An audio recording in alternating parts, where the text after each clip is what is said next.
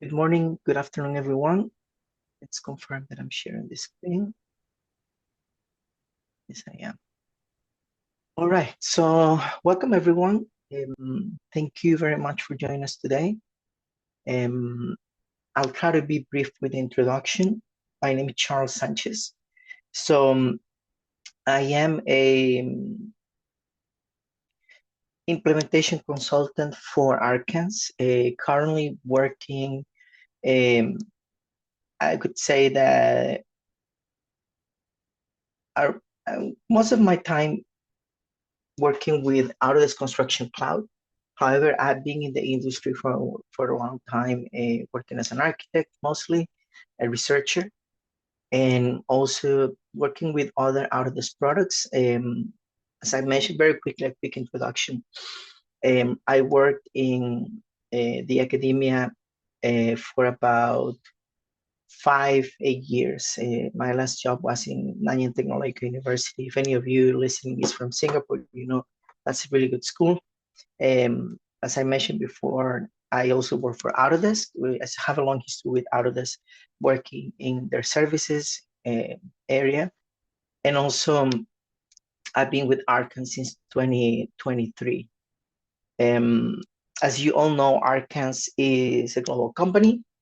We not only cover products from Autodesk, we also work with other companies such as Bluebeam.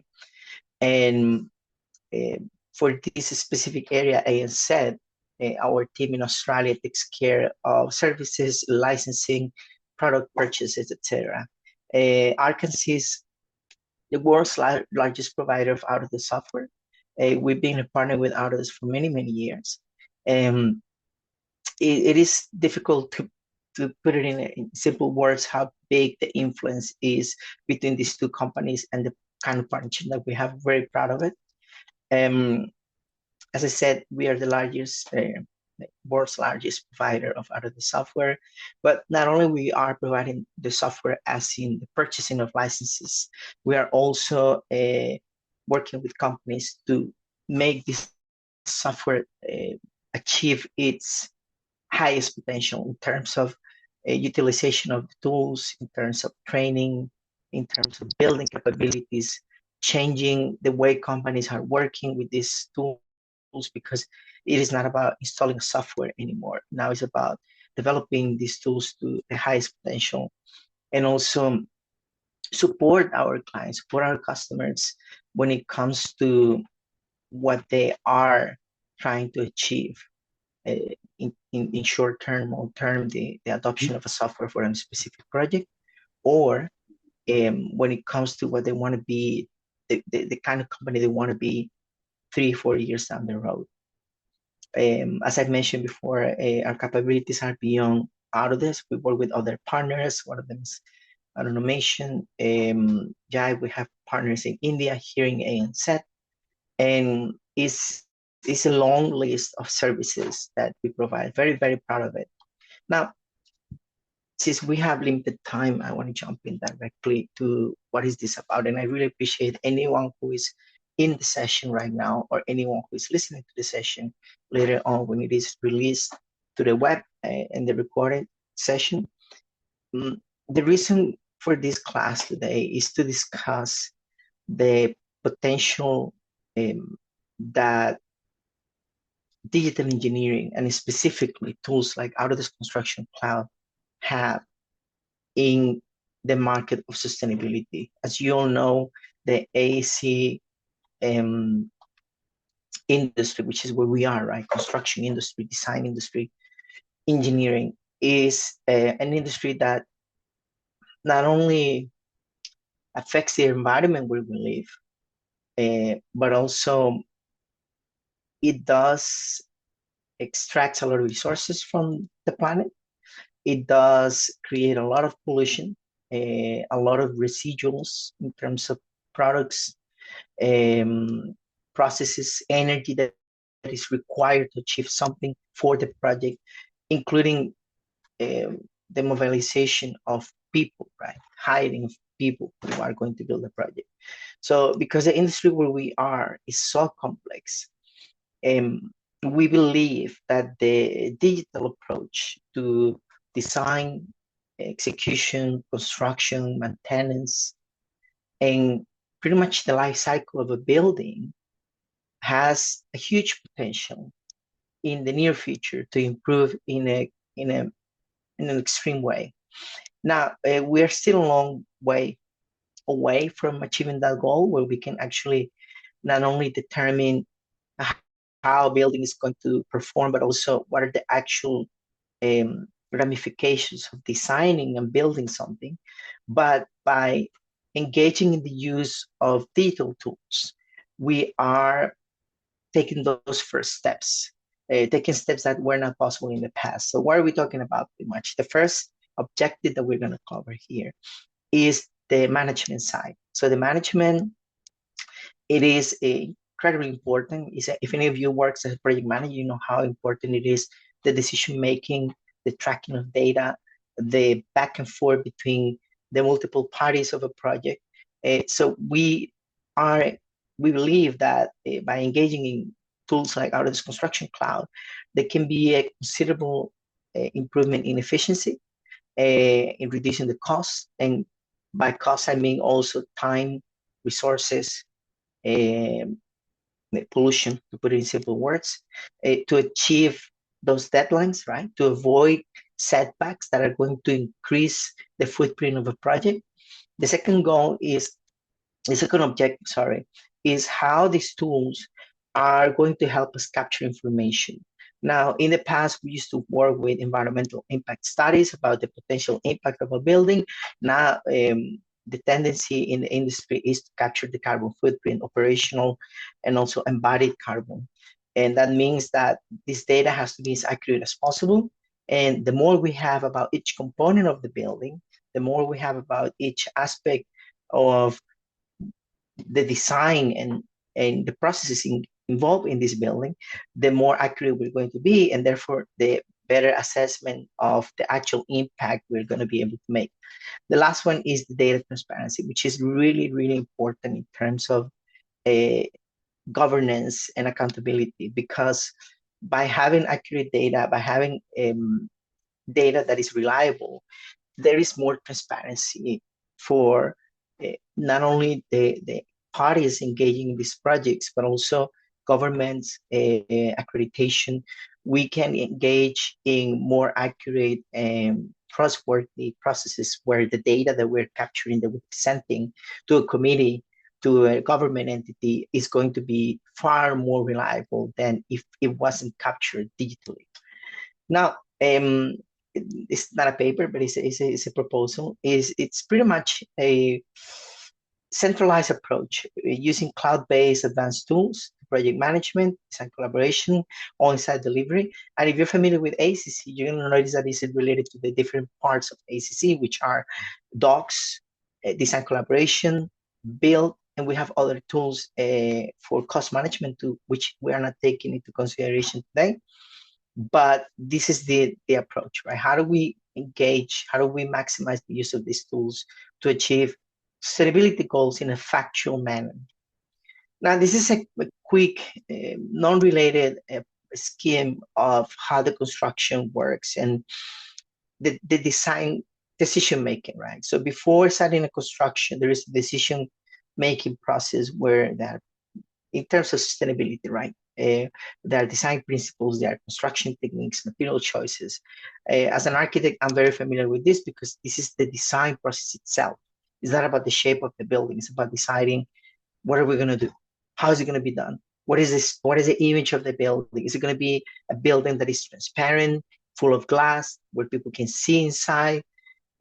Or is it going to be a solid building that is going to invite very little people to go inside, and the experience is going to be internal? That's nothing happening from outside. So those concepts of design are going to have strong repercussions on the environmental impact of this building.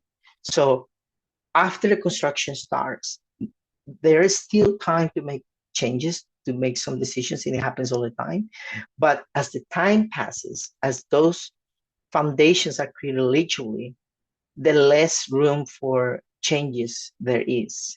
And because of that, the decision making has to be more careful than before the building is starting the construction process. And the decision maker has to be more careful. Therefore, it has to be tracked. It has to be followed. It has to be captured properly. And it's not about taking notes. It's not about creating a record, written record. We're talking about taking photos. We're talking about scan data. We're talking about updates of blueprints, etc. And to achieve this, we like to consider the ISO 19650 information containers approach, which, for those who are familiar, pretty much puts the project in 4 stages, 3 stages, and one container, which is the archive container for information that has to be in an archive. The work in progress, share information, and the publish information. I won't cover this in detail. It's a different topic, but this is going to help us focusing on the process itself and not on the material that is being delivered. Material that is being delivered, the information that is delivered is important, the who, the what, the when, the how, but the process is the main container of that information. Now, how all this relates to the main tool that we're covering here, which is Autodesk Construction Cloud. Well, Autodesk Construction Cloud is a wonderful tool. I've been working with it for years that allows the adoption of these principles and many more for construction within that scheme of transparency, ISO 9650, process data, capturing data, etc. Now, for the purposes of this presentation, we're going to focus on data management. There are many aspects, but we're going to focus on the single source of truth, connected workflows, which is integration and collaboration, improve data accuracy, which is a really important goal, increase the collaboration. So not only to have collaboration at an optimal level, but also increase collaboration between parties that usually don't collaborate, right? So for example, one point that is really important to make here, and I discussed it before with people in the environmental field, is the inclusion of environmental, I'm going to use the environmental word as very often, but I mean many other things by that. People who are in the sustainability field that are not really included in the early stages of the project. So by saying increased collaboration, what I'm trying to say is that we can have parties, third parties, we can have professionals that have a voice, that have an important input to the project, taking part of the decision making, taking part of the updates of the process of the development of the project from early stages of design and not at the very end when possibly the feedback might not be as relevant. The standardization, which is always a good thing, and of course the digitization of many processes that for now have been done in an analog way. So this is what we're trying to achieve, and specifically with these tools. And again, these are some screenshots from the tool for those who are not familiar. All this data collaboration, all this exchange, the visualization of information, 2D and 3D is only possible by engaging in this type of tools. Now, a quick introduction to ACC. So ACC is a tool that is being around for a while. It lives on top of other tools that Autodesk had in the past, like BIM 360, and it does have multiple tools for different disciplines. These principles that I mentioned a moment ago are fundamental in ACC, are part of what ACC is. It's nothing that we have to do additionally.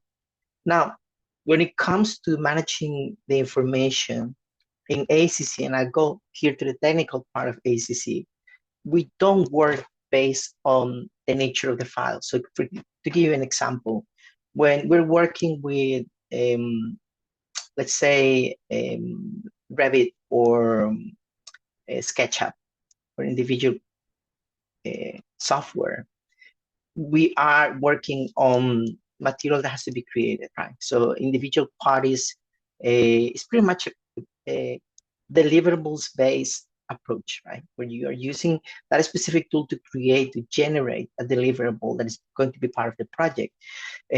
For people doing project management, you're working with Windows or a common data environment, or you're working with a centralized data repository, it's a very traditional approach where data comes in and out, and you might have one folder that has multiple projects at the same time that has been created because of the type of information that is in that project. For example, a folder that says contracts, and it has all the contracts for all the projects, or a folder that says reality capture or point cloud data. It has all the point cloud data for all the projects.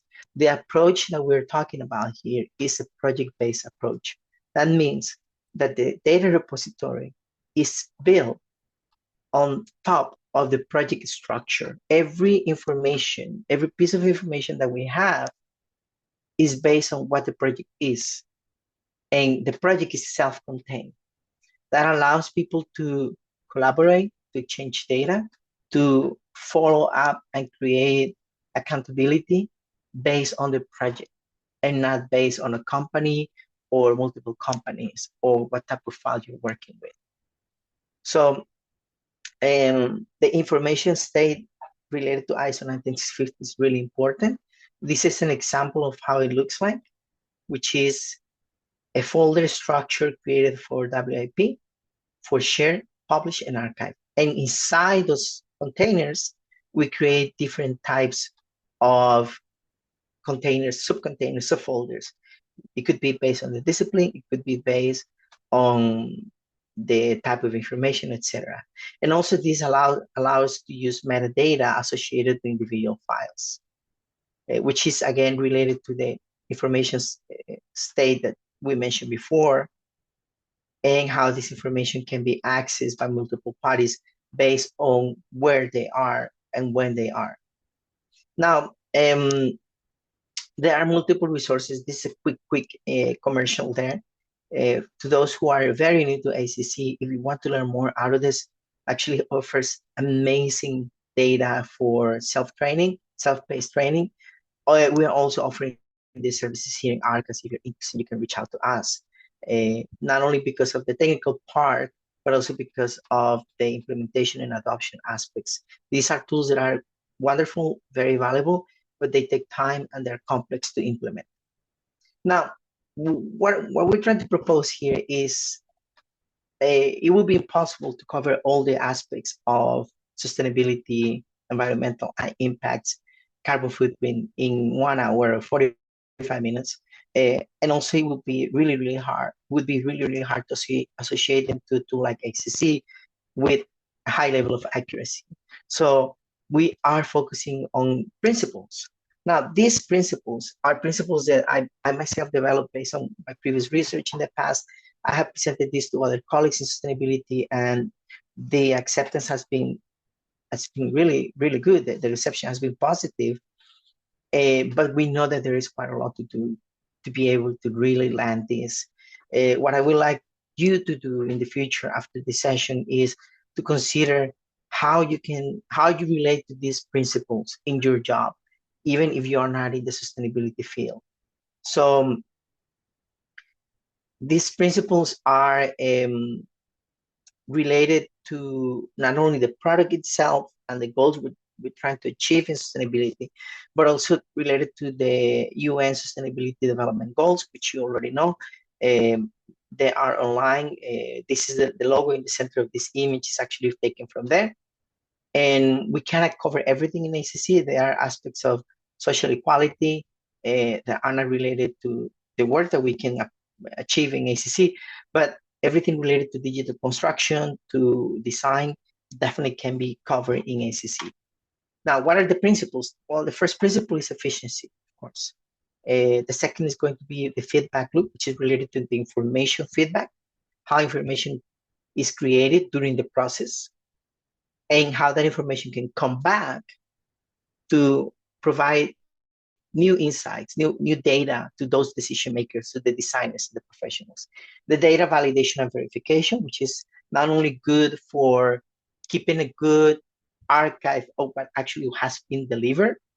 It's not the same to design a building with an X output in a solar panel, a kilowatts, or certain percentage of the energy of a building to be covered by the solar panels, let's say, to design it that way, to actually see it delivering in reality after the project is finished. These two are different types, two different numbers.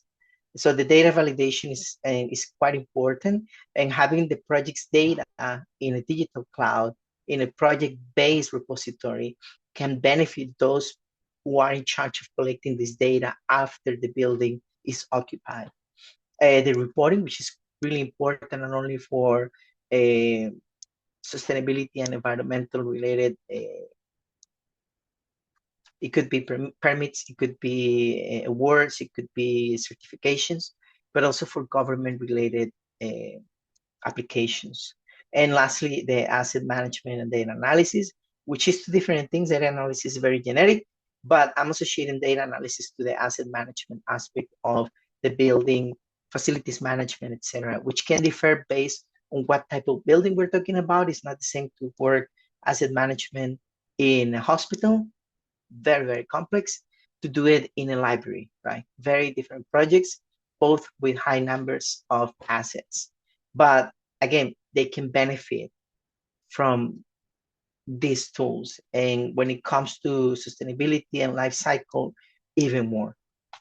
Now, the first principle, I'm sorry, it's cut a little bit on the top, the title, is deficiency in process. I said, so working with a structured approach to information, the main focus is to reduce time in processes, but not at the cost of the quality of the outcome or the quality of the execution itself. So we have the outcomes of the project and we have the execution of the project. None of them can be compromised. What we want to do is to make the process more efficient. That means could be the reduction of steps. It could be the reduction of required tools, the reduction of the time that it takes to do something. And this is a very extended topic, but can have repercussions, positive repercussions in many ways. To many companies, the financial gains that come from increasing the efficiency in an office, in a company, are quite an incentive, right? And that also justifies the investment in acquiring and learning these tools and implementing these tools.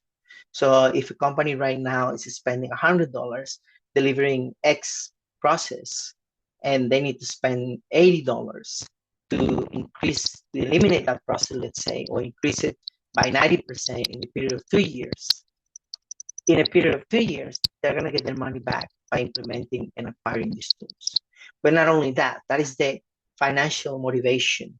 We are talking about additional benefits that are going to make the process itself not only more efficient, as we're saying, but also is going to take away, for example, a burden from people related to the project. People are going to be less stressed about executing this project because now they can do it faster and they can move on to other things.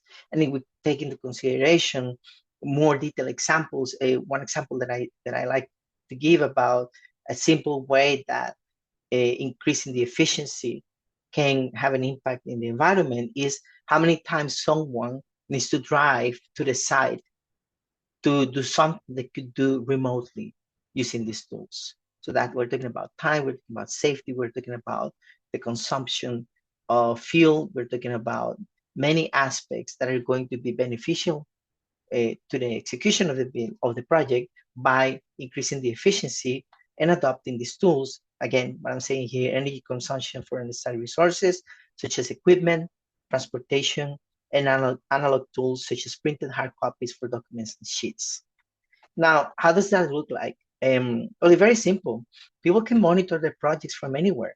I can be here in Australia, and I can monitor my projects in Indonesia, and Singapore, and China by using remote cameras, by using digital copies, by having virtual meetings scheduled here and access to all the project's information. If you notice, the first image is about schedule, all done in the tool. there is a dashboard within the tool that allows to follow up on different activities such as risk, issues, etc. And if you are a project member and you are managing this project, you have full visibility of who is doing what and when.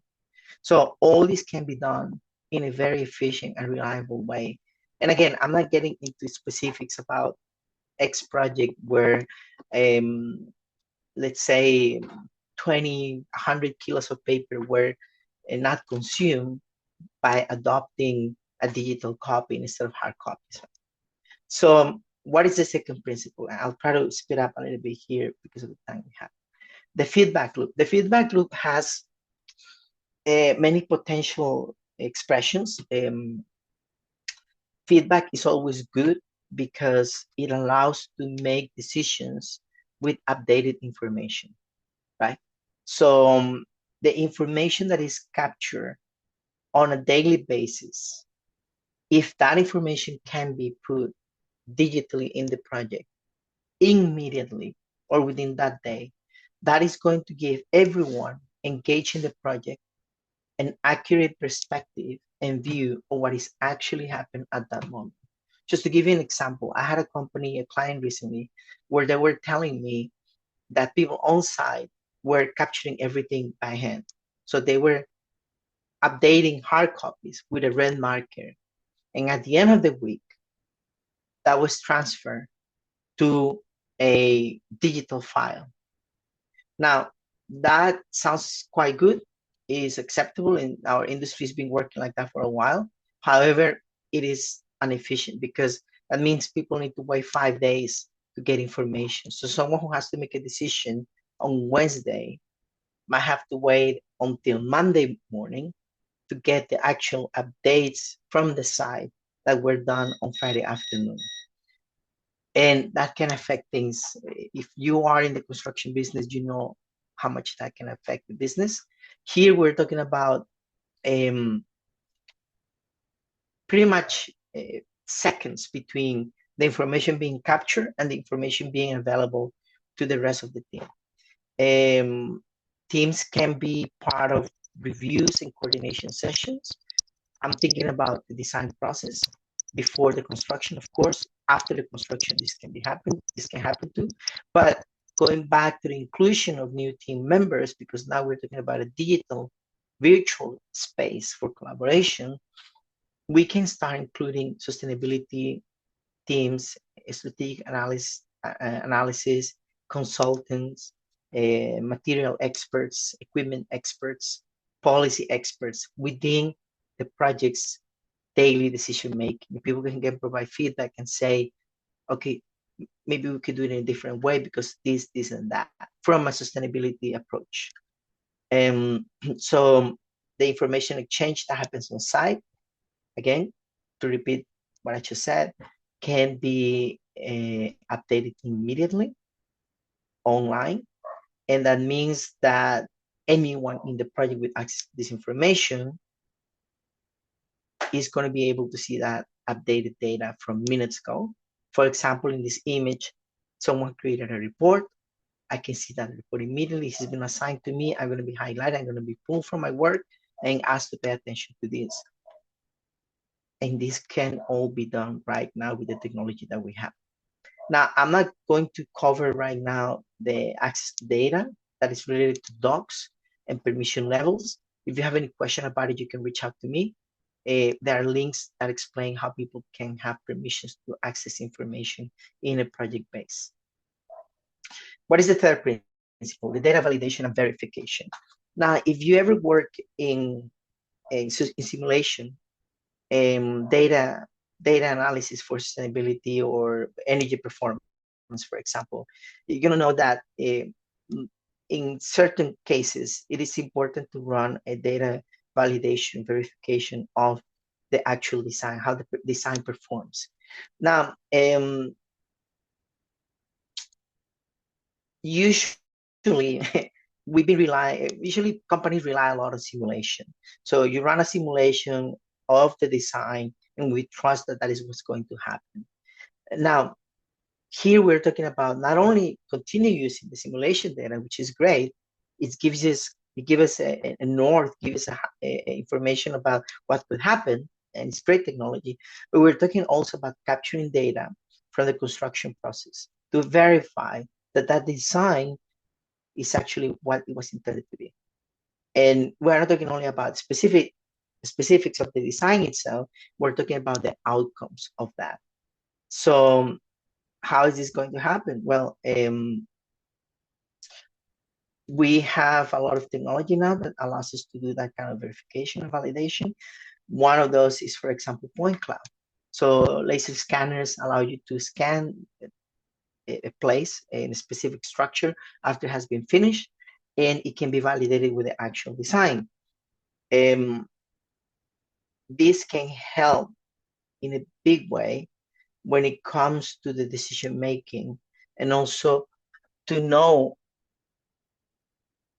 where the design is, where the construction is at that specific time, based on what was planned and what has been done. Now, I'm talking about very specific examples of point cloud assessments, point cloud comparison between being model and point cloud to confirm that the design is as it was intended. But we also have data related to solar geometry, which is a huge aspect of sustainable design. And in countries like Australia, it plays a huge role. The amount of solar exposure that a building has, that data can be simulated. Information can be captured from the site through images, photogrammetry, again, point cloud, uh, through tools to measure temperatures. There are other sets of information more difficult to manage, but can be also captured from the site and included in the project with clear evidence through images that can be added directly to the project, through reports, through forms.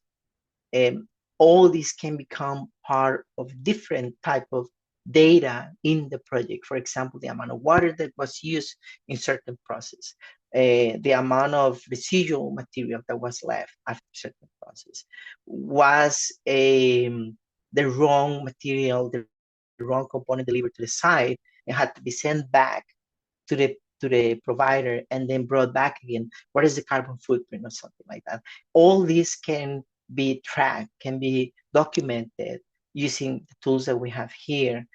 And a lot of mistakes cannot be avoided. The purpose of these tools is not to avoid these things, but to have a better vision of what's happening and maybe improve the process to again increase efficiency and communication. Of course, it can be avoided with better communication, right? If someone is sending you the code, the specifications digitally, you can receive it in your phone and make a call, knowing that you're in the right project, talking to the right people, again, because of the platform and the way it is, you can avoid this type of mistakes. But it's just a subproduct of all the other benefits. What is the principle number 4, reporting? Now, reporting in environmental impact, which is, again, something that a lot of people are still working on, but it's just that, in simple terms, is how much the project is going to affect the environment. The metrics are extremely important. So the metrics are related to how much of the resources were used, right? The waste management, what happened with the waste, greenhouse emissions, energy consumption, efforts to minimize environmental footprint. Again, all this can be tracked, all this can be evidently demonstrated by capturing information on site, put right there in the project's CDE immediately, not waiting until the end of the month, not waiting until the end of the week, but that the data can be compromised or forgotten. We're talking about immediate input. Now, there are other aspects that are not related to the material or the energy. We're talking about social responsibility. For example, the labor practices. One of the tools that ACC offers is forms, and forms are used a lot in safety processes where it is captured how safe the working environment is. And it can create statistics about how many workers were injured And that data can be eventually utilized to make decisions on how to improve the working environment. So again, this has to do with social responsibility, governance, disclosing practices related to corporate governance. This is more about data sharing, but again, by having this information in the CDE openly openly accessible to the teammates, to the people in the project, it is also a big benefit of having these tools. And lastly, of course, what we all want, which is achieve our sustainability goals, the name of this session, which is all about performance, increasing efficiency, achieving specific goals. If there is something specific that the building needs to achieve, like certain energy consumption or certain percentage of reliability dependency on renewables, that information has to be tracked, that information has to be measured, and that information has to be reported at the end of the process. The last point is related to communication, which is again a basic principle in all this, how the stakeholders are communicating, how transparent the communication is. I work with companies that were sharing their data in WhatsApp chat, for example. That's not the best way of doing things, right? We need to have a project-based approach where everyone who is in the project can have access to the information in a controlled manner. This is a chart that talks about the reporting cycle. It's very focused on carbon, embodied carbon, whole life carbon. But if you notice the stages 4.4 to 5 and C1 for the end of life, the construction process stage, transportation, construction, installation processes, and how that eventually can relate to the end of life carbon, again, to support construction, demolition, etc. These two sets of data actually are really far apart in terms of time. They could be 20, 30 years from one to the other one. Doesn't have to be for the entire building. Many buildings are partially renovated, let's say 10 years, 5 years periods, and this data can become extremely valuable when it comes to decision making of what new materials are going to be used and what was the actual environmental impact or the repercussions of making these changes in a building. Just an example of what LEED, this is version 4, a score chart looks like. If you have worked with LEED, Green Star, Green Mark, very familiar with this. And a lot of this information that has to be included in these reports, in this information that they expect from you when you apply for a certificate, this is score charts. That information can be taken from the digital models and from the project itself. And the people working on this, some of them are not from the industry. They don't need to be experts in Revit or AutoCAD or any of these tools.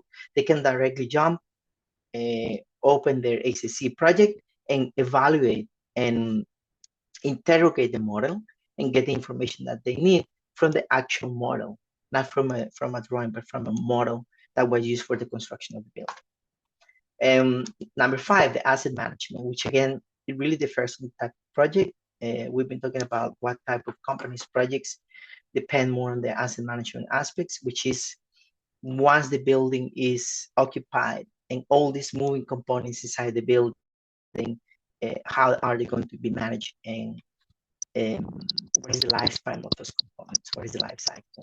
So using the assets tool, for example, in ACC, specific estimations, specific numbers on assets, types, and numbers of quantities can be retrieved from these projects. There are tools to use QR codes to track components in the building. And again, this is related to the asset life cycle where we go beyond the planning and the decision making, what asset, what piece of equipment we're going to be using, but we go beyond that and we focus on the operation, we focus on the maintenance. Is this equipment going to be required to be modified down the road? If this equipment or this piece, this component is going to have a lifespan 5 years, what's going to happen after? How do we expose that? A clear example, not related to buildings, but related to the direction that we're taking now in transportation is the batteries for the cars, right? How many years can that be utilized, and what happens after we have to throw it away? Well, there are batteries in the buildings too, and they have an environmental impact and can be asset can be managed here directly. And that's just one component. There are many other building components that can be treated the same way. And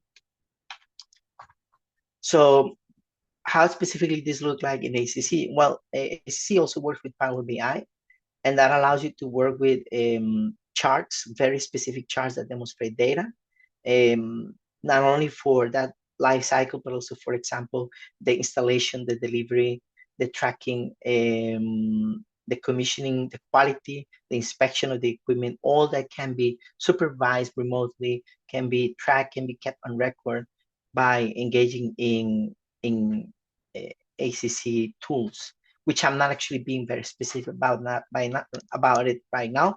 I'm focusing on the potential of the use of these tools for the environmental and sustainability market. Now, what is next? We don't have a lot of time, and I want to give some minutes for questions. There is a strong support to carbon footprint, carbon analysis right now, which is going to the long-term benefit everyone. It's also a new way to understand how buildings are actually impacting the environment, how we are affecting the environment. And eventually we're going to end up using AI too. Autodesk has been very clear about the use of AI in the near future to make not the decision making probably, but to understand better data, because that's another thing that I didn't talk about today. But the more data we have, which is the purpose of all this, the more difficult it becomes for us to make a decision sometimes, because we have just too much data, and we might need that extra help to understand the data better. Again, Arcans is a company that has a strong commitment to sustainability. We say here sustainability is not an option anymore. Neither the adoption of digital practices. So we are extremely committed to that. One proof of our commitment, I want to push this, present this as part of the webinar today, is our Think Future podcast. It is just an amazing product that we have. It's been around for a while, and my dear friend Joanne, she is the one pretty much in charge of this project. She brings great people to the podcast, people who just are experts in their field. They know what they're talking about, and Joanne asks the best questions. So if you are interested in learning more about sustainability and environmental impact, new policies, new technologies, the future of the AEC industry, go and listen to this podcast. It's great. It's very related to all the topics we cover here today. So thank you, everyone.